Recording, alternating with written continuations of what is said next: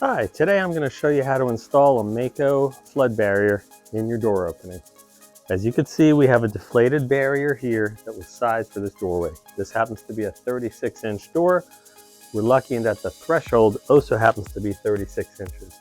It's really important to think about the distinction between your door size and your threshold size, because ultimately we are going into the opening, and the door size is not as important as the distance from one side of the threshold to the other side of the threshold over here.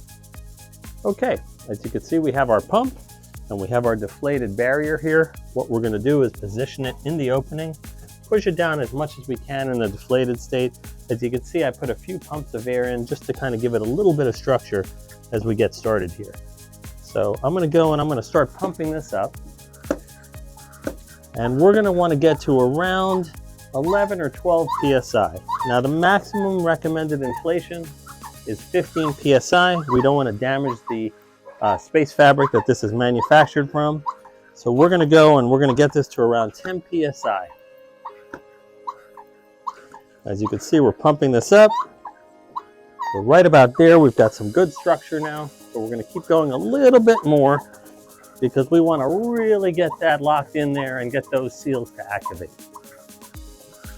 Now, as you can see, the bottom chamber is still deflated. And what we did is we pushed this down far enough to leave some slack in there so that when we do start to inflate that, it's really going to seal against that threshold.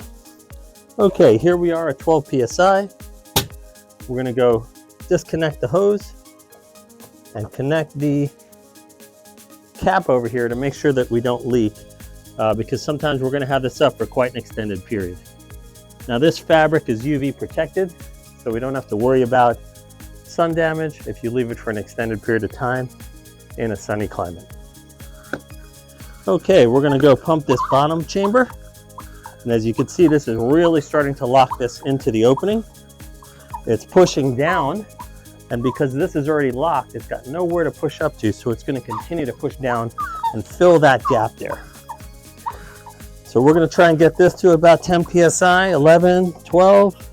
Yep, we're going to stop here at 12.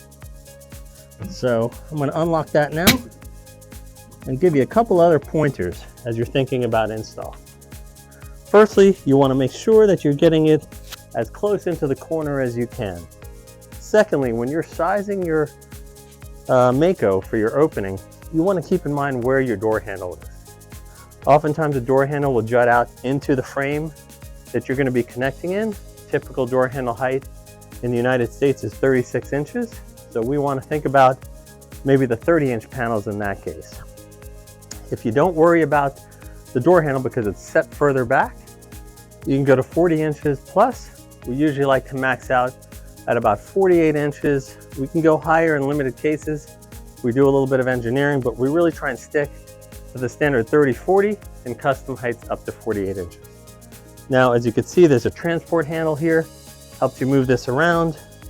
You're locked in. I did want to show you how strong this is. As you can see, this is really jammed in there. It's almost a solid piece. I also happen to have a screwdriver here, and you can see I can just jam at it. It is a super strong material, so you don't have to worry about debris or anything like that causing a puncture or damaging this.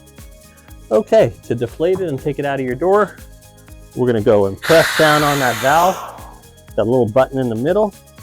We're going to do the same to the lower chamber. Press down on that. That air is going to come out. We're going to be able to pull this out of the doorway. And here you go. You're ready to store this for future use.